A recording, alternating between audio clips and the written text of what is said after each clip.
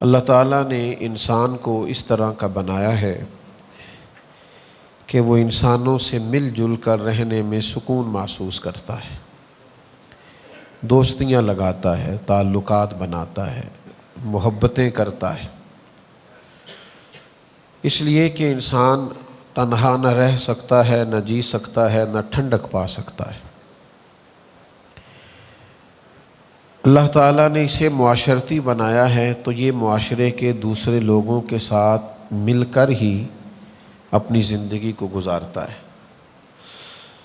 لیکن ہم یہ دیکھ رہے ہیں کہ لوگوں کے تعلقات ایک دوسرے کے ساتھ بڑی تیزی سے بنتے ہیں اور پھر بڑے اچھے اور بڑے گہرے ہو جاتے ہیں، لیکن زیادہ دیر تک چلتے نہیں۔ وقت کے ساتھ ساتھ پہلے ان میں شکوے پیدا ہوتے ہیں، شکایتیں پیدا ہوتی ہیں، پھر اس کے بعد وہ شکایتیں دلوں کی دوری کا سبب بنتی ہیں، پھر نتیجہ یہ نکلتا ہے کہ وہ تعلق نہ صرف خراب ہوتا ہے بلکہ بعض جگہوں پہ اختلاف، عداوت اور دشمنی کی صورت بھی اختیار کرتا ہے۔ کیا کتاب و سنت نے اس تعلق سے ہماری کوئی رہنمائی کی ہے اور ہمیں کس طرح سے زندگی میں تعلقات کو آگے لے کے چلنا چاہیے؟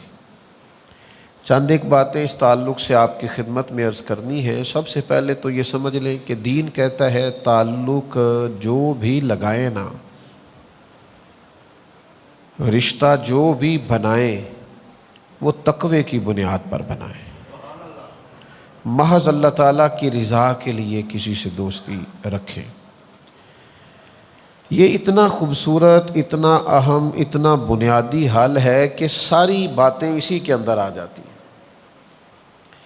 جب کسی سے تعلق ہی اللہ کی رضا کے لیے ہے تو پھر وہ آپ کی کوئی بات بھی نہ مانے، وہ آپ کی کسی امید پر بھی پورا نہ اترے، وہ آپ کی کسی جگہ کسی خواہش کا احترام بھی نہ کرے، تو آپ کو اس لیے تو محبت نہیں کر رہے کہ وہ آپ کی سنے، آپ کی مانے، آپ کو نفع دے، آپ تو اللہ کی رضا کے لیے محبت کر رہے ہیں، اور رضا الہی تو مومن کو ہر وقت مطلوب ہوتی ہے۔ یہ ایک بنیادی بات کتاب و سنت نے ہمیں بیان کر دی، اور اس کے لیے پورا پورا باب ہے بخاری میں، مسلم میں، مشکاہ شریف میں، کہ کسی سے محبت کرنی ہے تو محض اللہ تعالیٰ کی رضا کے لیے کرنی۔ جب یہ تصور کسی بھی تعلق کی بنیاد بنتا ہے تو پھر اس تعلق کے اندر کسی قسم کی کوئی دراڑ پیدا نہیں ہوتی، باقی جتنے بھی رشتے ہیں وہ سارے ٹوٹ جاتے ہیں۔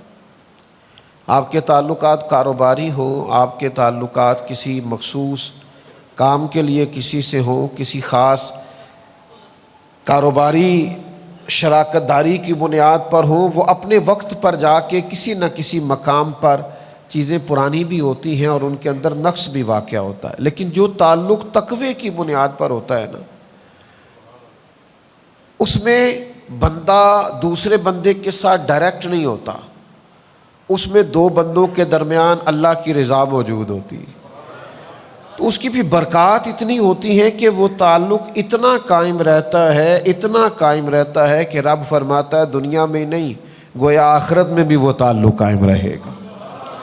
سورہ زخرف کی ایک آیت میں نے تلاوت کی ہے، اللہ تعالیٰ نے ارشاد فرمایا الاخلاء یومئذ بعضهم لبعض عدو، فرمایا گہرے دوست بھی قیامت کے دن دشمن بن جائیں گے۔ جو بڑے پختہ دوستیاں رکھنے والے لوگ تھے ان کا بھی قیامت میں ایک دوسرے کے ساتھ عداوت کا معاملہ ہو جائے گا۔ بچے گا کون؟ فرمایا الا المتقین، جن کی دوستیاں تقوی کی بنیاد پر ہوں گی وہ دوستیاں قیامت کے دن بھی قائم رہیں گی۔ بلکہ طبرانی میں حدیث موجود ہے، نبی کریم علیہ السلام نے فرمایا جن لوگوں کے لیے اللہ اپنی بارگاہ کرم سے جنت کا فیصلہ کرے گا، وہ لوگ عرض کریں گے کہ مالک تو نے ہمارے لیے تو جنت کا فیصلہ فرما دیا، تو وہ کہاں ہیں جو ہمارے ساتھ مل کے نمازیں پڑھا کرتے تھے؟ وہ کہاں ہیں جو ہمارے ساتھ مل کے تیری یاد کرتے تھے، ذکر کرتے تھے، دین کی خدمت کرتے تھے، حج و زیارت کرتے تھے، عبادات میں ہم مشترک تھے، تو مہربانی کر انہیں بھی بلا۔ تو محبوب فرماتے وہ کسی اپنی کمزوری اور کوتاہی کی وجہ سے اس فیصلے کے مستحق نہیں تھے، لیکن جب یہ صالحین ان کی سفارش کریں گے تو اللہ تعالیٰ انہیں بھی جنت عطا فرما دے گا۔ تو تعلقات کی بنیاد اللہ تعالیٰ کی رضا رکھی جائے۔ میں یہ نہیں کہتا کسی کو کام ہی نہ بتائیں، ظاہر ہے کہ جب آپس میں مل بیٹھیں گے تو کوئی نہ کوئی آپ کو کسی وقت کو ضرورت پڑتی ہے، آپ اس کا اظہار کریں، لیکن بنیاد ضروریات پر نہ رکھیں۔ بنیاد تعلقات کو تعلق رہنے دیں، تجارت نہ بنائیں۔ اگر آپ اس کو تجارت بنا لیں گے تو پھر یہ تعلق نہیں ہے، پھر یہ کاروبار ہے۔ جس سے بھی تعلق ہے اس سے نفع ہی لینا ہے، جس سے بھی تعلق ہے اس سے کوئی فائدہ ہی اٹھانا ہے، جس سے بھی تعلق ہے اسے کوئی کام ہی بتانا ہے، تو بھئی آپ بہت اچھے بزنس مین تو ہو سکتے ہیں لیکن بہت اچھے دوست نہیں ہیں، بہت اچھے آپ محب اور محبوب نہیں ہیں۔ آپ ایک اچھے تاجر ہیں، آپ بہترین تجارت کر رہے ہیں، آپ نے چن چن کے ان لوگوں کے کارڈ اپنے پاس رکھے ہیں جو وقت پر آپ کے کام آئیں گے، لیکن یہ ساری تجارت تو ہو رہی ہے، محبت نہیں ہو رہی۔ تو عزیز بھائی یہ یاد رکھیے گا کہ اپنی زندگی کے اندر تعلقات بنائیں، اور یہ تعلق بڑے مزیدار ہوتے ہیں جو اللہ کی رضا کے لیے بنائے جاتے ہیں۔ یہ جتنے بھی ہمارے تعلقات ہیں نا، استاد کا شاگرد سے رشتہ، ایک کلاس فیلو کا کلاس فیلو سے رشتہ، ایک دینی بھائی کا دوسرے دینی بھائی سے تعلق، ہمارا اپنے شیخ سے رشتہ، شیخ کا اپنے مرید سے رشتہ، ان سب کی بنیاد اللہ کی رضا ہے۔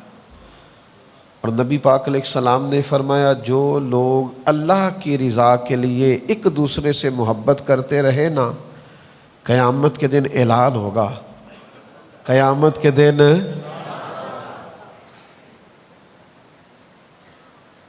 اب میں جو کہنے لگا ہوں وہ آپ نے سمجھ جانا ہے، یعنی قیامت کے دن محبت کرنے والوں کا اعلان ہوگا۔ ان کی محبتیں بے شک دلوں میں رہی چھپی رہیں، لیکن محبت کرنے والوں کا قیامت کے میدان میں جہاں قومیں اکٹھی ہوں گی، محبت کرنے والوں کا اعلان ہوگا۔ یا رسول اللہ صلی اللہ علیہ وسلم کیا اعلان ہوگا؟ تو حضور فرماتے ہیں رب اعلان فرمائے گا میری رضا کے لیے آپس میں محبت کرنے والے کہاں ہیں؟ اللہ فرمائے گا آج میرے عرش کے سائے کے علاوہ سایہ کوئی نہیں، جو محض میری رضا کے لیے محبت کرنے والے تھے انہیں آج میں اپنے عرش کا سایہ عطا کروں گا۔ لیکن بنیاد کیا ہونی چاہیے؟ اللہ تعالیٰ کی رضا، اللہ تعالیٰ کی۔ امام کشیری رحمۃ اللہ علیہ فرماتے ہیں صرف یک نکاتی ایجنڈا دوستی کے درمیان آپ طے کر لیں، صرف ایک بات کہ جب بھی کسی سے تعلق بنانا ہے کوئی دنیاوی منفعت پیش نظر نہیں رکھنی، محض دین کے لیے صرف ایک بات، کسی لمبی تشریح کی ضرورت نہیں، لمبی توضیح کی ضرورت نہیں، کسی لمبی بحث میں جانے کی ضرورت نہیں، محض اللہ کی رضا۔ آپ اس کی بنیاد پر تعلق رکھیں، آپ کا دل ٹھنڈا رہے گا، ذہن سکون میں رہے گا، آپ کو کسی سے شکوہ ہی نہیں پیدا ہوگا، شکایت ہی نہیں پیدا ہوگی، اس لیے کہ آپ بندے کے ساتھ ڈائریکٹ ہے ہی نہیں، آپ کے اور اس کے درمیان تو اللہ موجود ہے، اس کی رضا موجود۔ وہ تعلق نہیں رکھنا جس تعلق میں یہ منفعت ہو کہ ہماری بات مانے گا تو پھر ہی جانا ہے، ہم نے تو وہ تعلق رکھنا ہے کہ وہ مانے نہ مانے ہمارا تو تعلق ہی اللہ کی رضا کے لیے۔ کورے ورق کتاب نہیں ہوندے تے پتھر دل گلاب نہیں ہوندے، سجنا تو پہلا ہی سوچ کے لائیں پھر یاراں نال حساب نہیں ہوندے۔ تو حساب کرتا پھرتا ہے کہ میری اتنی مانی ہے تو اتنی نہیں مانی، تو اتنی سنی ہے تو اتنے حساب کتاب میں دوستی نہیں چلتی۔ ہم تو بھئی اس کے قائل ہی نہیں ہیں، دوستوں کے ساتھ بھی اگر اس طرح چلنا ہے کہ مانیں گے تو چلے گی، تو نہیں مانیں گے تو پھر رہے ہم ایسی دوستی، اس تعلق کو نہیں لے کے چل سکتے۔ یہ تو بڑا بوجھ ہے، یہ تو مشقت ہے، یہ تو سراسر تکلیف ہے، یہ سراسر تکلف ہے، یہ درست نہیں ہے۔ تو بھائی تعلق کی بنیاد محض اللہ کی رضا، اور یہ تعلق لگا کے تو دیکھیں جتنا اس میں مزہ ہے نا، آپ یقین کریں ٹھنڈک ہی بڑی ہے، سکون ہی بڑا ہے، قلبی راحت ہی بڑی ہے۔ آپ کسی بندے کے ساتھ لالچ کے لیے مل کے دیکھیں، وہ ملنا بوجھ ہے، آپ کا لالچ پورا نہیں ہوا، آپ تکلیف میں ہیں، آپ کی وہ امید پوری نہیں ہوئی، آپ اذیت کا شکار ہیں۔ لیکن اگر آپ کا وہ تعلق اللہ کی رضا کے لیے ہے نا، تو یقین کریں میرے بھائی، آپ جب بھی ملیں گے پیار سے ملیں گے، آپ جب بھی ملیں گے خلوص سے ملیں گے، آپ کے اندر ایک خاص قسم کی روحانیت ہوگی، آپ کبھی اس چکر میں نہیں پڑیں گے، آپ کو قلبی طور پر ٹھنڈک محسوس ہوگی۔ ایک حدیث ہے ابو داؤد شریف میں، مجھے بڑا مزہ دیتی ہے، میں بڑی اس سے ٹھنڈک محسوس کرتا ہوں۔ اس کے جو پہلے لفظ ہیں وہی بڑے خوبصورت اور شاندار ہیں۔ حضرت عمر فاروق رضی اللہ تعالیٰ عنہ حدیث کے راوی ہیں۔ اللہ تو انو جزا دے، راوی دیکھو کڈا شاندار ہے۔ حضرت فاروق اعظم رضی اللہ تعالیٰ عنہ فرماتے ہیں، نبی کریم علیہ السلام نے فرمایا قیامت کے دن کچھ لوگوں کو اللہ تعالیٰ نور کے منبر عطا کرے گا اور ان کے نورانی چہرے چمکیں گے۔ اگلے لفظ ایسے ہیں کہ وجد آتا ہے۔ حضور فرماتے ہیں وہ نہ نبی ہوں گے نہ شہید ہوں گے، لیکن نبی اور شہید ان کا مرتبہ دے کے رشک کریں گے، انبیاء اور شہداء ناز کریں گے، کہیں گے واہ کیا شان ہے، کیا مرتبہ ہے، کیا منصب ہے۔ تو پھر انبیاء اور شہداء اللہ کی بارگاہ میں عرض کریں گے مالک یہ کون ہے جن کا اتنا مقام ہے؟ تو رب کریم فرمائے گا یہ وہ لوگ ہیں جو فقط میری رضا کے لیے ایک دوسرے سے محبت کیا کرتے ہیں۔ اور وہاں حضور نے یہ آیت بھی تلاوت کی، الا ان اولیاء اللہ لا خوف علیہم ولا هم یحزنون، فرمایا بے شک اللہ کے ولیوں کو نہ کوئی خوف ہوگا نہ غمگین ہوں گے۔ اور حضور فرمانے لگے اس دن ہر بندہ غم میں ہوگا، یہ غم میں نہیں ہوں گے۔ آپ یقین کریں میں بڑا آسان نسخہ آپ کو دے رہا ہوں، کرنا کچھ بھی نہیں، صرف اللہ کی رضا کے لیے پیار کرنا ہے۔ یہ محض رضا الہی کے پیار کا نتیجہ دیکھو۔ حضور فرماتے ہیں سارے خوف میں ہوں گے، یہ خوف میں نہیں ہوں گے، سارے غمگین ہوں گے، یہ غمگین نہیں ہوں گے۔ یا رسول اللہ کیا کیا ہے؟ فرمایا کیا بس اتنا ہے جس سے محبت کی ہے اللہ کی رضا کے لیے کی ہے۔ لیکن یہ ہم کرتے نہیں۔ اچھا کچھ لوگوں سے ہماری ایسی بھی محبت ہے اللہ کی رضا کے لیے، ہم ان سے ملے نہیں کبھی، ان کو دیکھا نہیں کبھی، لیکن ان سے اللہ کی رضا کے لیے محبت تو داتا صاحب سے محبت ہے نا، خواجہ اجمیر سے محبت ہے نا، غوث اعظم جیلانی سے پیار ہے نا، حضرت میاں شیر محمد شرک پوری سے محبت تو ہے نا، پیر جماعت علی سے پیار تو ہے نا، حضرت مہر علی سے محبت تو ہے نا، فاضل بریلوی کی غلامی تو ہے نا، شاہ نقشبند کے غلام تو ہے نا، ہمیں محبت ہے نا، اولیاء سے صوفیاء سے پیار تو ہے۔ دنیاوی تعلقات نہ لگائیں، لوگوں سے لالچ کے رشتے نہ بنائیں، محض اس لیے تعلق نہ بنائیں کہ میرا فلاں فلاں جگہ پہ کام آ جائے، محض اللہ کی رضا کے لیے پیار کریں۔ اور 3 لفظ مسند امام احمد بن حنبل کی حدیث میں ہیں، یہ بڑے لطیف ہیں، بڑے وقی ہیں، بڑے سمجھنے والے ہیں اور بڑے گہرائی والے ہیں۔ دنیا میں کون مومن ہے جو نہیں چاہتا کہ اس کا رب اس سے پیار کرے، اور پھر جس سے رب پیار کرے نا اس سے اور کوئی نہ بھی نہ کرے تو اللہ رسول کا پیار ہی اس کے لیے کافی ہو جائے گا۔ تو معاذ بن جبل رضی اللہ تعالیٰ عنہ صحابی فرماتے ہیں کہ نبی کریم علیہ السلام نے فرمایا رب فرماتا ہے میری محبت ان لوگوں پر واجب ہو گئی جو میری رضا کے لیے ایک دوسرے سے پیار کرتے ہیں، میری رضا کے لیے ایک دوسرے سے ملاقات کرتے ہیں، میری رضا کے لیے ایک دوسرے کی زیارت کرتے ہیں، اور میری رضا کے لیے ایک دوسرے پر خرچ کرتے ہیں۔ ان پر اللہ کی محبت واجب ہو گئی۔ بدقسمتی سے نا ہمارے ہاں تعلقات تجارت ہے، لوگ تعلق بناتے ہیں، کہتے ہیں اتنا میں اس کو تحفہ دوں گا پھر اتنا تحفہ وہ مجھے دے گا، میں اتنا اس کے کام آؤں گا پھر وہ میرے اتنا کام آئے۔ تعلق کو آپ نے بازار بنا دیا ہے، تجارتیں بازار میں ہوتی ہیں، یہ تو اللہ کی رضا کے لیے ہونا چاہیے تھا۔ آپ کہاں اس کو محبت کو کہاں لا کے آپ نے کھڑا کر دیا؟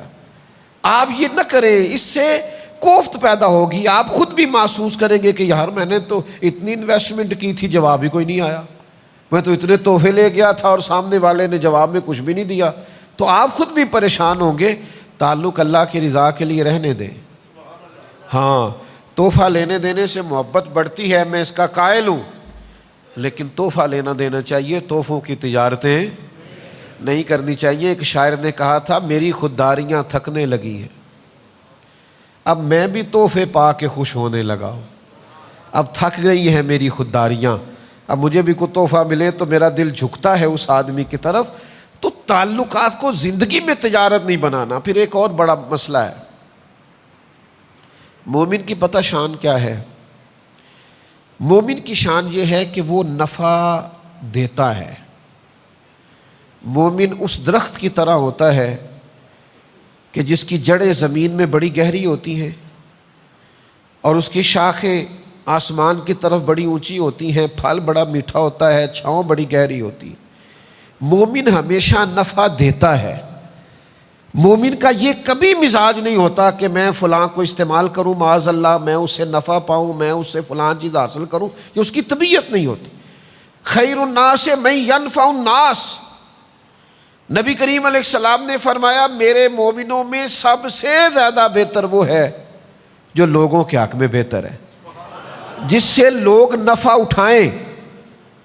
وہ یہ نہ کرے کہ لوگوں کو کتنا استعمال کر سکتا ہے، بلکہ مومن کی شان یہ ہے کہ وہ نفع دینا شروع کرتا ہے۔ آج نا ہمارے ہاں حقوق پر کانفرنسیں ہوتی ہیں، جلسے ہوتے ہیں، کتابیں لکھی جاتی ہیں، اور ساری اس لیے لکھی جاتی ہے کہ ہمیں حق دو۔ تو میں اکثر دوستوں سے کہا کرتا ہوں یہ حق دو، حق مانگو، یہ مہم ختم کر کے اگر ہم سارے حق ادا کرنے شروع کر دیں نا تو بات بڑی آگے چلی جائے گی۔ میرے قبلہ عالم میرے اسا فرمایا کرتے تھے، کچھ لوگ کہتے ہیں یہ بچے ہیں، یہ پل جائیں گے، بڑے ہو جائیں گے، کل کو میرا سہارا بنیں گے۔ فرماتے نا بھائی، توبہ توبہ،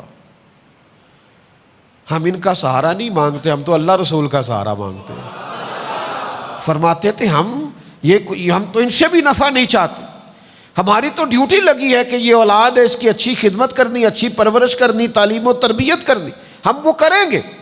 لیکن یہاں بھی ہماری وہ سوچ نہیں ہے، ہاں یہ خدمت کریں گے تو انہیں نفع ملے گا، یہ خدمت کریں گے تو دعا ملے گی، یہ خدمت کریں گے تو اجر پائیں گے۔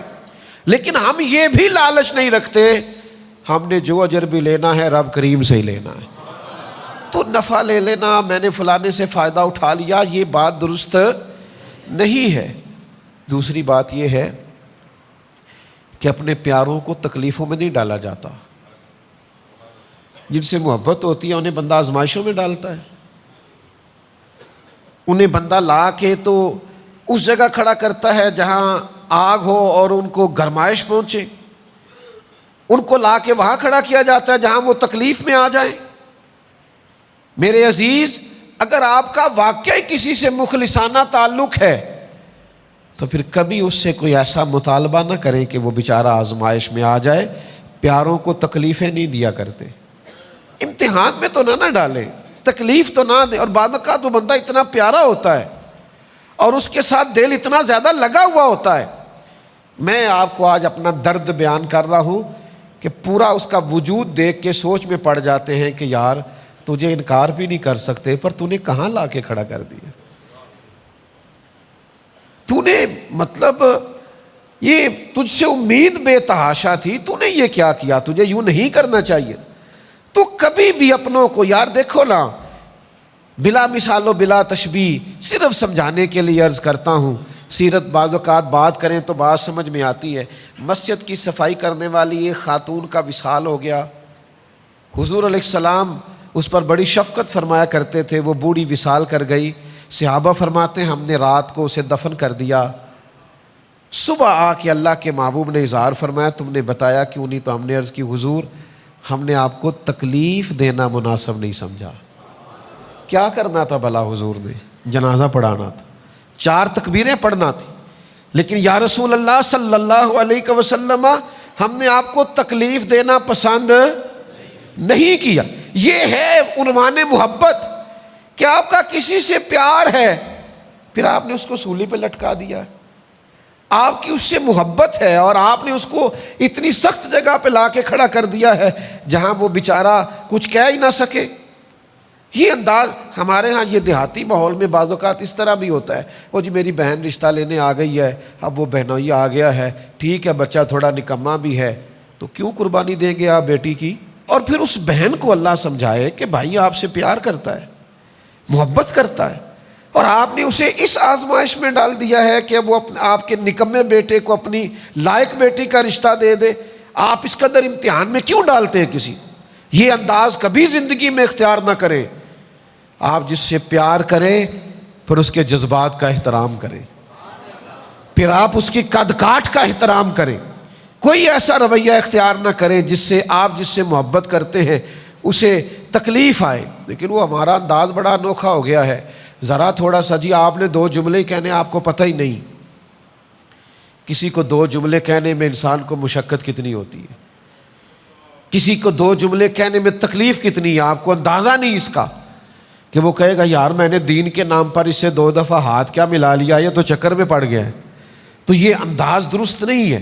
اپنی تعلقات محض اللہ کی رضا کے لیے پھر ایک بہت بڑی مصیبت یہ ہے کہ شکوے بڑے کرتے ہیں لوگ. آپ سارے دوست اگر توجہ کریں تو ایک بات کروں آپ سے, جو محبوب ہوتا ہے نا, جو پیارا ہوتا ہے, اس کا شکوہ نہیں ہوتا.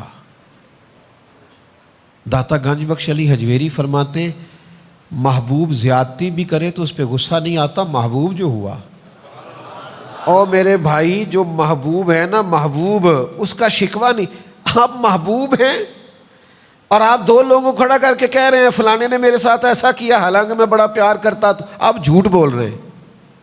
محبوبوں کے شکوے نہیں ہوتے, آپ کو کوئی پیار نہیں, آپ دھوکہ دے رہے ہیں.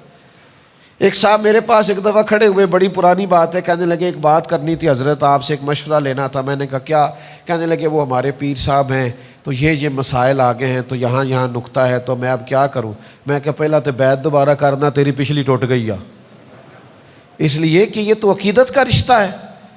تو اگر تو آپ نے 2 شکوے کر لیے تو معاملہ ختم ہو گیا. محبوباں تے نکتہ چینی کرن تو جڑا باز نہیں آوندا. اگلی گل آزم چشتی کیتی جے دقت ہوئی تھی وہ نہ گل کرنی جے, میری نہیں جے. یہ انہیں کیتی ہے مرحوم نے, تو بندہ بڑا قابل سی, چونکہ وہ آپ یہ نہ کہیں کہ پیر صاحب آکھے ایسی, میں نہیں جی آکھیا. اس نے کہا ہے تو اس سے بات کر لینا, میں تو اتنے سخت لفظ بول ہی نہیں سکتا. اس نے کہا محبوباں تے نکتہ چینی کرن تو جڑا باز نہیں آوندا, اصل منافق جانو اس نو, اصل. آزم چشتی یار ایڈا ڈاڈا ہو گیا, نیرا منافق نہیں, اصل منافق ہی آگ چھڑے آئی. اس نے کہا محبوباں تے نکتہ چینی کرن تو جڑا باز نہیں آوندا, اصل منافق جانو اس نو, یہ جھوٹا پیار جتاؤندا ہے. سانو تے دسیا عشق دے مفتی جڑا مڑ مڑ کے فرماؤندا ہے آزم جتھے دل لگ جاوے اوتھے عیب نظر نہیں آوندا. سانو تے دسیا عشق دے مفتی. قربان جاؤں اعظم چشتی کے انداز تکلم پر, سانو دسیا عشق دے مفتی. اور مفتی ایک دفعہ فتویٰ دیتے, اعظم چشتی کہندے نہیں مڑ مڑ کے فرماؤندا ہے. سانو دسیا عشق دے مفتی جڑا مڑ مڑ کے فرماؤندا ہے اعظم جتھے دل لگ جاوے اوتھے عیب نظر. یار دا کدے بھی گلا نہ کریے, پاواں سہک دے ہی مر جائیے. سجنا یہاں تے لائیے ہی نہ, جے لائیے تے پھر توڑ. یہ پچھلا جملہ یاد کیا آپ نے, یار دا کدے بھی گلا نہ کریے پاواں سہک دے ہی. یار دا کدے بھی گلا نہ کریے پاواں سہک دے ہی مر جائیے. سجنا یہاں تے لائیے ہی نہ, جے لائیے پھر توڑ. تو شکوہ کرنا, گلا. اچھا شادی دیکھ لیں آپ, 300 رشتہ دار شادی میں آیا ہوگا, تو محبت ہے تو آئے ہیں نا. کوئی بھانجے کی شادی پہ آیا ہے, کوئی بھتیجے کی, کوئی کسی کی, کوئی کسی کی. ان میں 3-4 ہوں گے شکموں والے, وہ اپنا گروپ علیحدہ لے کے بیٹھے ہوں گے, وہ ایک منصوبہ بنا رہے ہوں گے کہ شادی خراب کیسے کرنی. تو یہ شکوے جتنے بھی ہیں نا, یہ نفرتیں پیدا کرتے ہیں. اس لیے اسلام نے کہا غیبت کرنے والا جنت میں نہیں جائے گا. تو گلے شکوے شکایتیں یہ تعلقات کو خراب کرتی ہیں۔ آپ محبت کریں، آپ پیار کریں، میرے تاج الشریعہ، میرے قبلہ عالم، میرا خزانہ، میری کل کائنات۔ میرے حضرت صاحب سے میں نے ایک دفعہ کہا حضور بڑھاپا ہے، کمزوری ہے، صحت بعض اوقات اجازت نہیں دیتی، کئیوں سے اٹھ کے ملتے ہو اور کئیوں کو ایک ہاتھ سے بھی ملاقات کر لیتے ہو، وجہ کیا ہے؟ کہنے لگے کچھ پروٹوکول کے قائل ہوتے ہیں، اٹھ کے نہ ملیں تو دوبارہ آتے نہیں، اور کچھ ایسے ہیں ملو نہ ملیں اپنے ہیں، انہوں نے جانا کہیں بھی نہیں۔ اور سمجھ لو یار، جن کو پروٹوکول نہ بھی دیا جائے اس کا مطلب ہے اس نے کہیں جانا، اس کو سمجھو نا، یہ اپنائیت۔ اگر تیرا پیالہ کبھی توڑ دیا ہے تو اپنا سمجھ کے توڑا ہے، اگر تجھے انکار کر دیا ہے تو اپنا سمجھ کے کیا ہے، اگر تیری کبھی نہیں مانی تو اپنا سمجھ کے نہیں مانی، اس لیے کہ وہ اپنے ہوتے ہیں جن سے انسان جیسا مرضی بھی کر لے، ہوئے جو اپنے، انہوں نے چھوڑ کے جانا، انہوں نے کہیں آگے بڑھنا۔ ملا رومی رحمت اللہ علیہ فرماتے ہیں تیرے ساتھ تیرا جانور جا رہا تھا لیکن کسی اور کا چارہ دے کے اگر ادھر مائل ہو گیا تو اسے دوبارہ گھر نہ لے کے آنا، تیرا نہیں، اسے کل کوئی سے اچھا چارہ کھلائے گا تو ادھر چلا جائے گا۔